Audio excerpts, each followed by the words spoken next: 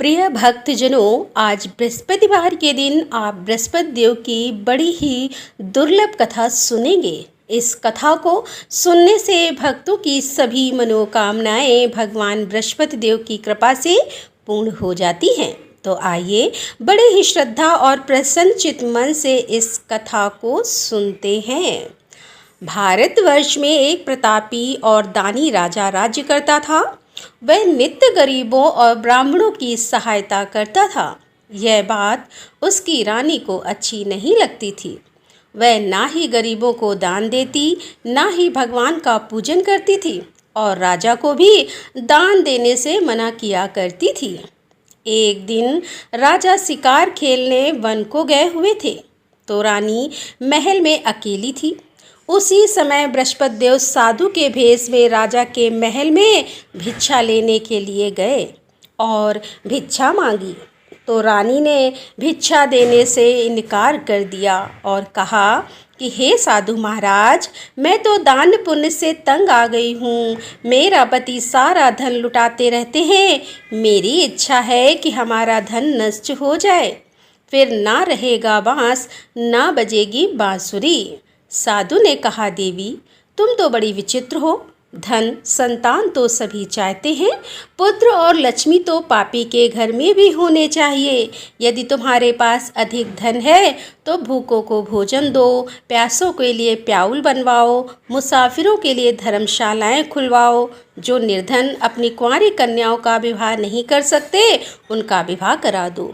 ऐसे और कई काम हैं जिनके करने से तुम्हारा यश लोक और परलोक में फैलेगा। परंतु रानी पर उपदेश का कोई प्रभाव नहीं पड़ा। वह बोली, महाराज आप मुझे कुछ न समझाएं। मैं ऐसा धन नहीं चाहती जो हर जगह बांटती फिरूं।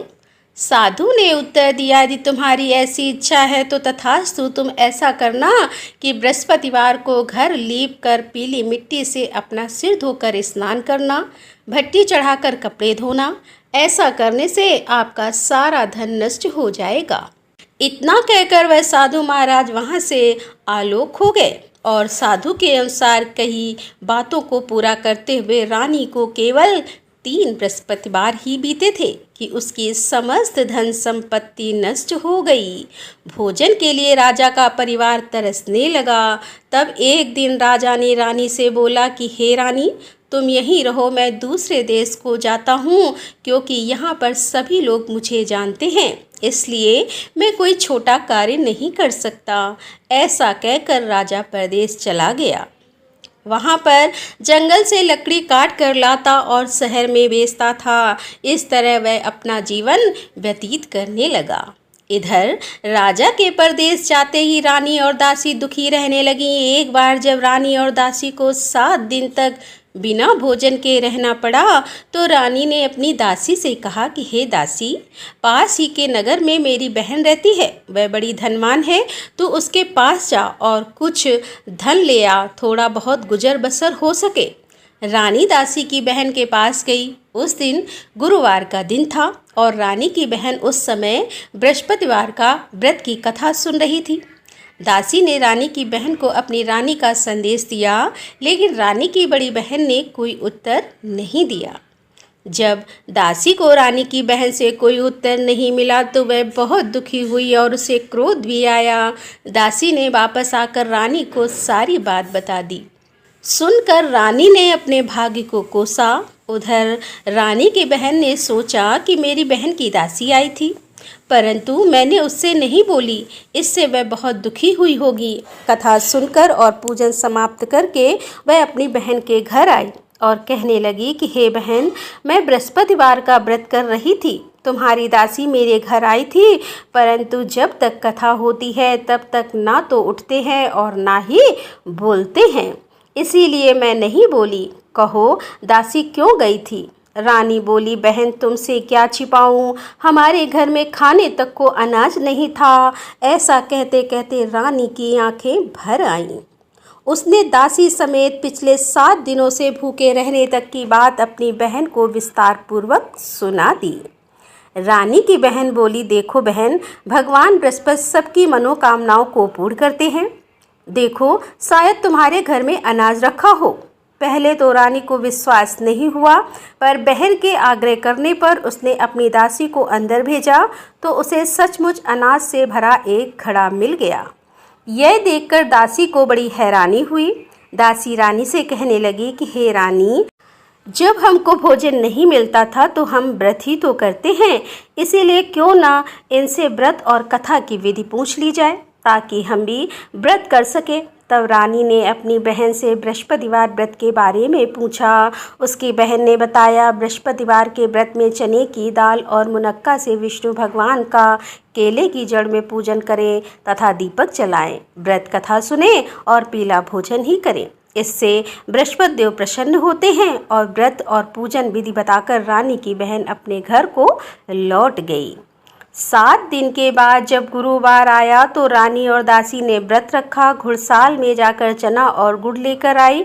फिर उसने केले की जड़ तथा विष्णु भगवान का पूजन किया। अब पीला भोजन कहाँ से आए, इस बात को लेकर दोनों बहुत दुखी थीं, क्योंकि उन्होंने व्रत रखा था, इसीलिए बृहस्पति देव उनसे प्रसन्न थे। इसीलिए वे एक साधारण व्यक्ति का रूप धारण करके 2 थालों में सुंदर पीला भोजन दासी को दे गए और भोजन पाकर दासी बहुत प्रसन्न हुई और फिर रानी के साथ मिलकर भोजन ग्रहण किया। उसके बाद वे सभी गुरुवार को व्रत और पूजन करने लगी। बृहस्पति भगवान की कृपा से उनके पास फिर से धन संपत्ति आ गई, परंतु रानी फिर से पहले की ही तरह आलस करने लगी। तब दासी बोली, देखो रानी, तुम पहले भी इसी प्रकार आलस्य करती थी, तुम्हें धन रखने में कष्ट होता था, इस कारण सभी धन नष्ट हो गया और अब जब भगवान बृहस्पति की कृपा से धन मिला है तो तुम्हें फिर से आलस्य होता है। रानी को समझाते हुए दासी कहती है कि बड़ी मुसीबतों के बाद हमने यह धन पाया है, इसीलिए हमें दान पुण्य करना चाहिए, भूखे मनुष्यों को भोजन कराना चाहिए और धन को शुभ कार्यों में खर्च करना चाहिए, जिससे तुम्हारे कुल का यश बढ़ेगा, स्वर्ग की प्राप्ति होगी और पितृ प्रसन्न होंगे। दासी की बात मानकर रानी अपना धन शुभ कार्यों में खर्च करने लगी, जिससे पूरे नगर में उसका यश फैलने लगा। उधर एक दिन राजा दुखी होकर जंगल में एक पेड़ के नीचे आसन जमाकर बैठ गया। वह अपनी दशा को याद करके व्याकुल होने लगा। बृहस्पतिवार का दिन था। एकाएक उसने देखा कि निर्जन वन में एक साधु प्रकट हुए। वह साधु वेश में स्वयं बृहस्पति देवता थे। लकड़हारे के सामने आकर बोले कि हे लकड़हारे, इस सुनसान जंगल में तू इतना चिंता मग्न क्यों बैठा है। लकड़हारे ने दोनों हाथ जोड़कर प्रणाम किया और उत्तर दिया, महात्मा जी, आप सब कुछ जानते हैं, मैं क्या कहूँ। यह कहकर रोने लगा और साधु को अपनी आत्मकथा सुनाई। महात्मा जी ने कहा, तुम्हारी स्त्री ने बृहस्पतिवार के दिन बृहस्पति भगवान का निरादर किया है, जिसके कारण रुष्ट होकर उन्होंने तुम्हारी यह दशा कर दी। अब तुम चिंता को दूर करके मेरे कहने पर चलो, तुम्हारे सब कष्ट दूर हो जाएंगे और भगवान पहले से भी अधिक संपत्ति देंगे। तुम बृहस्पति के दिन कथा किया करो, 2 पैसे के चने मुनक्का लाकर उसका प्रसाद बनाओ और शुद्ध जल से लोटे में शक्कर मिलाकर अमृत तैयार करो और कथा के पश्चात अपने सारे परिवार और सुनने वाले प्रेमियों में अमृत व प्रसाद को बांटकर खुद भी ग्रहण करो। ऐसा करने से भगवान तुम्हारी सब मनोकामनाएं पूरी करेंगे। साधु के ऐसे वचन सुनकर लकड़हारा बोला, हे प्रभु, मुझे लकड़ी बेचकर इतना पैसा नहीं मिलता जिससे भोजन के उपरांत कुछ बचा सकूं। मैंने रात्रि में अपनी स्त्री को व्याकुल देखा। मेरे पास कुछ भी नहीं है जिससे मैं उसकी खबर मंगा सकूं और फिर मैं बृहस्पति देव की क्या कहानी सुनूं। मुझको तो कुछ भी मालूम नहीं। साधु ने कहा कि हे लकड़हारे, तुम किसी बात की चिंता मत करो। बृहस्पतिवार के दिन तुम रोजाना की तरह लकड़ियां लेकर शहर को जाओ। तुमको रोज से दुगना धन प्राप्त होगा, जिससे तुम भली भांति भोजन कर लोगे और बृहस्पति देव की पूजा का सामान भी आ जाएगा।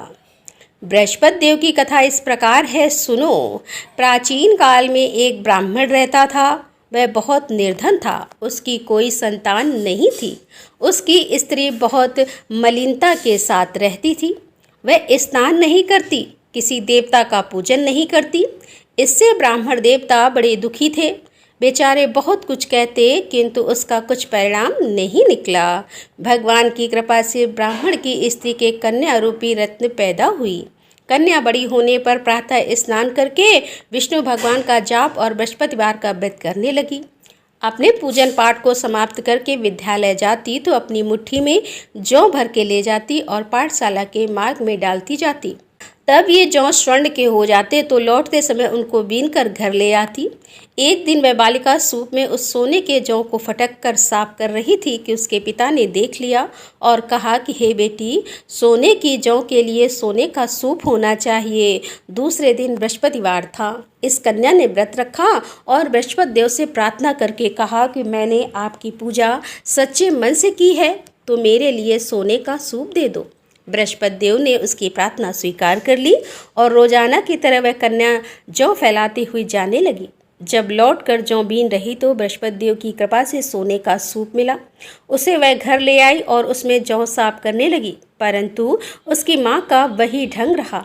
एक दिन की बात है कि वह कन्या सोने के सूप में जौ साफ कर रही थी। उसी समय उस शहर का राजपुत्र वहां से होकर निकला। इस कन्या के रूप और कार्य को देखकर मोहित हो गया और अपने घर आकर भोजन और जल त्याग कर उदास होकर लेट गया। राजा को इस बात का पता लगा तो अपने प्रधानमंत्री के साथ उसके पास गए और बोले कि हे बेटा, तुम्हें किस बात का कष्ट है? किसी ने तुम्हारा अपमान किया है अथवा और कोई कारण है? हो सके तो मैं वही कार्य करूँगा जिससे तुम्हें प्रसन्नता हो। अपने पिता की राजकुमार ने बातें सुनी तो वह बोला, मुझे आपकी कृपा से किसी बात का कोई दुख नहीं है, किसी ने मेरा अपमान भी नहीं किया है, परंतु मैं उस लड़की से विवाह करना चाहता हूँ जो सोने के सूप में सोने के जौ साफ कर रही थी। यह सुनकर राजा आश्चर्य में पड़ गया और बोला, बेटा, इस तरह की कन्या का पता तुम लगाओ, मैं उसके साथ तेरा विवाह अवश्य करवा दूंगा। राजकुमार ने उस लड़की के घर का पता बताया। तब मंत्री उस लड़की के घर गए और ब्राह्मण देवता को सभी हाल बताया। ब्राह्मण देवता राजकुमार के साथ अपनी कन्या का विवाह करने के लिए तैयार हो गए तथा विधि विधान के अनुसार ब्राह्मण की कन्या का विवाह राजकुमार के साथ हो गया। कन्या के घर से जाते ही पहले की भांति उस ब्राह्मण देवता के घर में गरीबी का निवास हो गया। अब भोजन के लिए भी अन्न बड़ी मुश्किल से मिलता था। एक दिन दुखी होकर ब्राह्मण देवता अपनी पुत्री के पास गए। बेटी ने पिता की दुखी अवस्था को देखा और अपनी माँ का हाल पूछा। तब ब्राह्मण ने भी सभी हाल कहा। कन्या ने बहुत सारा धन देकर अपने पिता को विदा कर दिया। इस तरह ब्राह्मण का कुछ समय सुखपूर्वक व्यतीत हुआ। कुछ दिन के बाद फिर वही हाल हो गया। ब्राह्मण फिर अपनी कन्या के यहाँ गया और सारा हाल कहा तो लड़की बोली कि हे पिताजी, आप माताजी को यहाँ ले आओ, मैं उन्हें विधि बता दूंगी जिससे उनकी गरीबी दूर हो जाए। वह ब्राह्मण देवता अपनी स्त्री को साथ लेकर पहुँचे तो अपनी माँ को समझाने लगी कि हे माँ, तुम प्रातःकाल प्रथम स्नान आदि करके विष्णु भगवान का पूजन करो तो सब दरिद्रता दूर हो जाएगी। परंतु उसकी माँ ने एक भी बात नहीं मानी और प्रातःकाल उठकर अपनी पुत्री के बच्चों की जूठन को खा लिया। इससे उसकी पुत्री को भी बहुत गुस्सा आया। उसने एक रात को एक कोठरी में सारा सामान निकाल दिया और अपनी माँ को उसमें बंद कर दिया। प्रातः उसे निकाला तो स्नान आदि करा के पूजा पाठ करवाया तो उसकी माँ की बुद्धि ठीक हो गई। इसके बाद वह नियम से पूजा पाठ करती और प्रत्येक बृहस्पतिवार को व्रत रखने लगी। इस व्रत के प्रभाव से उसकी माता और पिता बहुत ही धनवान और पुत्रवान हो गए और बृहस्पति देवता के प्रभाव से इस लोक के सुख को भोग कर अंत में स्वर्ग को प्राप्त हुए। इस तरह कहानी कहकर साधु देवता वहाँ से अंतर्ध्यान हो गए। धीरे धीरे समय व्यतीत होने पर फिर वही बृहस्पतिवार का दिन आया। लकड़हारा जंगल से लकड़ी काटकर किसी शहर में बेचने गया। उसे उस दिन और से अधिक धन मिला। राजा ने चना गुड़ आदि लाकर गुरुवार का व्रत किया। उस दिन से उसके सभी कलेश दूर हो गए। परंतु जब दोबारा गुरुवार का दिन आया तो बृहस्पतिवार का व्रत करना भूल गया। इस कारण बृहस्पति भगवान नाराज हो गए और उस दिन उस नगर के राजा ने विशाल यज्ञ का आयोजन किया था तथा शहर में यह घोषणा करा दी कि कोई भी मनुष्य अपने घर में भोजन ना बनाए, ना आग जलाए, समस्त जनता मेरे यहाँ भोजन करने आए। इस आज्ञा को जो ना मानेगा उसे फांसी की सजा दी जाएगी। इस तरह की घोषणा संपूर्ण नगर में करवा दी गई। राजा की आज्ञा के अनुसार शहर के सभी लोग भोजन करने गए, लेकिन लकड़हारा कुछ देर से पहुंचा, इसीलिए राजा उसको अपने साथ घर ले गए और ले जाकर भोजन करा रहे थे तो रानी की दृष्टि उस खूंटी पर पड़ी जिस पर उसका हार लटका हुआ था। वह वहां पर दिखाई नहीं दिया। रानी ने निश्चय किया कि मेरा हार इस मनुष्य ने चुरा लिया है। उसी समय सिपाहियों को बुलाकर उसको कारागार में डलवा दिया। जब लकड़हारा कारागार में पड़ गया और बहुत दुखी होकर विचार करने लगा कि ना जाने कौन से पूर्व जन्म के कर्म से मुझे यह दुख प्राप्त हुआ है, और उसी साधु को याद करने लगा जो कि जंगल में मिला था। उसी समय तत्काल बृहस्पति देव साधु के रूप में प्रकट हुए और उसकी दशा को देखकर कहने लगे, अरे मूर्ख, तूने बृहस्पति देव की कथा नहीं करी, इस कारण तुझे दुख प्राप्त हुआ है। अब चिंता मत कर, बृहस्पतिवार के दिन कारागार के दरवाजे पर 4 पैसे पड़े मिलेंगे। बृहस्पतिवार के दिन कारागार के दरवाजे पर 4 पैसे पड़े मिलेंगे। उससे तू बृहस्पति देव की पूजा करना, तेरे सभी कष्ट दूर हो जाएंगे। बृहस्पतिवार के दिन उसे 4 पैसे मिले। लकड़हारे ने कथा कही। उसी रात को बृहस्पति देव ने उस नगर के राजा को स्वप्न में कहा कि राजा, तुमने जिस आदमी को कारागार में बंद कर दिया है वह निर्दोष है, वह राजा है, उसे छोड़ देना। रानी का हार उसी खूंटी पर लटका है। अगर तू ऐसा नहीं करेगा तो मैं तेरे राज्य को नष्ट कर दूंगा। इस तरह रात्रि के स्वप्न को देखकर राजा प्रातः काल उठा और खूंटी पर हार देखकर लकड़हारे को बुलाकर क्षमा मांगी और लकड़हारे को योग सुंदर वस्त्र आभूषण देकर विदा कर दिया। बृहस्पति देव की आज्ञा के अनुसार लकड़हारा अपने नगर को चल दिया। राजा जब अपने नगर के निकट पहुंचा तो उसे बड़ा आश्चर्य हुआ। नगर में पहले से अधिक बाग, तालाब, कुएं तथा बहुत सी धर्मशालाएं, मंदिर आदि बन गई हैं। राजा ने पूछा, यह किसका बाग और धर्मशाला है? तब नगर के सब लोग कहने लगे, यह सब रानी और बांदी के हैं। तो राजा को आश्चर्य हुआ और गुस्सा भी आया। जब रानी ने यह खबर सुनी कि राजा आ रहे हैं तो उन्होंने दासी से कहा कि दासी देख, राजा हमको कितनी बुरी हालत में छोड़ गए थे। हमारी ऐसी हालत देखकर वह लौट ना जाएं, इसीलिए तू दरवाजे पर खड़ी हो जा। आज्ञा के अनुसार दासी दरवाजे पर खड़ी हो गई। राजा आए तो उन्हें अपने साथ लेकर आई। तब राजा ने क्रोध करके अपनी रानी से पूछा कि यह धन तुम्हें कैसे प्राप्त हुआ? तब उन्होंने कहा, हमें यह सब धन बृहस्पति देव के इस व्रत के प्रभाव से प्राप्त हुआ है। राजा ने निश्चय किया कि 7 रोज बाद तो सभी बृहस्पति देव का पूजन करते हैं, परंतु मैं प्रतिदिन दिन में 3 बार कहानी और रोज व्रत किया करूंगा। अब हर समय राजा के दुपट्टे में चने की दाल बंधी रहती और दिन में 3 बार कहानी कहते। एक रोज राजा ने विचार किया कि चलो अपनी बहन के यहाँ हो आए। इस तरह निश्चय करके राजा घोड़े पर सवार होकर अपनी बहन के यहाँ को चलने लगा।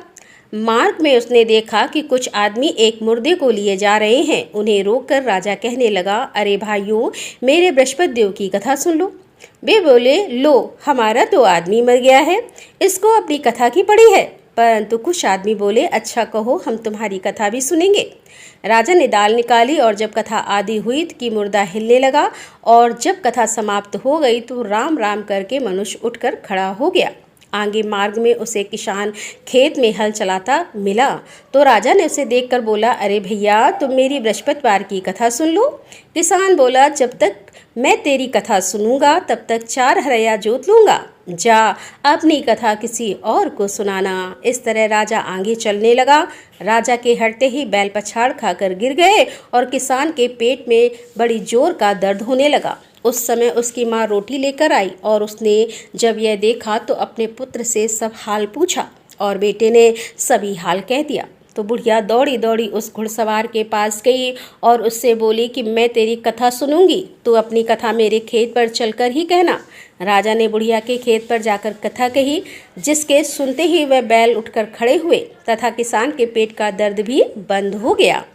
राजा अपनी बहन के घर पहुंचा। बहन ने भाई की खूब मेहमानी की। दूसरे रोज प्रातःकाल राजा जगा तो वह देखने लगा कि सब लोग भोजन कर रहे हैं। राजा ने अपनी बहन से कहा, ऐसा कोई मनुष्य है जिसने भोजन नहीं किया हो, मेरे बृहस्पतिवार की कथा सुन ले। बहन बोली कि हे भैया, यह देश ऐसा है कि पहले यहाँ लोग भोजन करते हैं और बाद में अन्य काम करते हैं। अगर कोई पड़ोस में हो तो देखाऊं। वह ऐसा कहकर देखने चली गई, परंतु उसे कोई ऐसा व्यक्ति मिला ही नहीं जिसने भोजन ना किया हो। अतः वह एक कुम्हार के घर गई जिसका लड़का बीमार था। उसे मालूम हुआ कि उसके यहाँ 3 रोज से किसी ने भोजन नहीं किया है। रानी ने अपने भाई की कथा सुनने के लिए कुम्हार से कहा तो वह तैयार हो गया। राजा ने जाकर बृहस्पतिवार की कथा कही, जिसको सुनकर उसका लड़का ठीक हो गया। अब तो राजा की प्रशंसा होने लगी। एक रोज राजा ने अपनी बहन से कहा कि हे बहन, हम अपने घर को जाएंगे, तुम भी तैयार हो जाओ। राजा की बहन ने अपनी सास से कहा तो सास ने कहा, हाँ चली जा, परंतु अपने लड़के को मत ले जाना, क्योंकि तेरे भाई की तो कोई औलाद ही नहीं है। बहन ने अपने भैया से कहा कि भैया, मैं तो चलूँगी पर कोई बालक नहीं चलेगा। तो राजा बोला, जब कोई बालक ही नहीं चलेगा तब तुम ही क्या करोगी। बड़े दुखी मन से राजा अपने नगर को लौट आया। राजा ने अपनी रानी से कहा कि हम निर्वंशी हैं, हमारा मुँह देखने का धर्म नहीं है और कुछ भोजन आदि नहीं किया है। रानी बोली, हे प्रभु, बृहस्पति देव ने हमें सब कुछ दिया है, वह हमें औलाद अवश्य देंगे। उसी रात को बृहस्पति देव ने राजा से स्वप्न में कहा कि हे राजा, उठो, सभी सोच त्याग दो, तेरी रानी गर्भ से है। और राजा को यह बात सुनकर बड़ी खुशी हुई।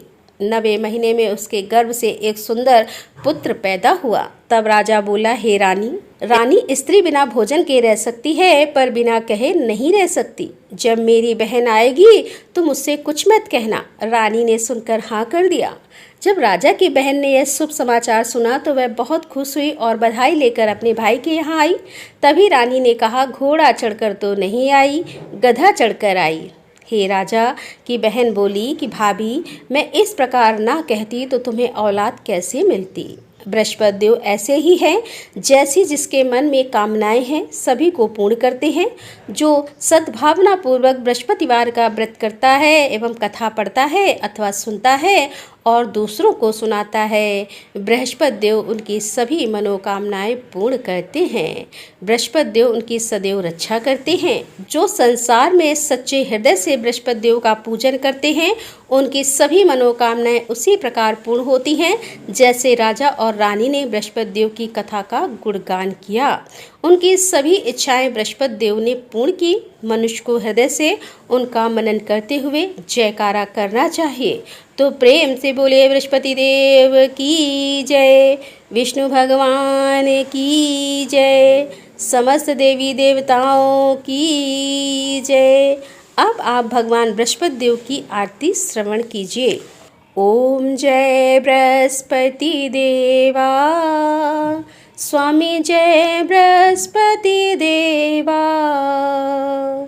छिन छिन भोग लगाऊं, कंदली फल मेवा। ओम जय बृहस्पति देवा। तुम पूर्ण परमात्मा, तुम अंतर्यामी, जगत पिता जगदीश्वर, तुम सबके स्वामी। ओम जय बृहस्पति देवा। चरणामृत निज निर्मल, सब पातक हरता, सकल मनोरथ दायक, कृपा करो भरता।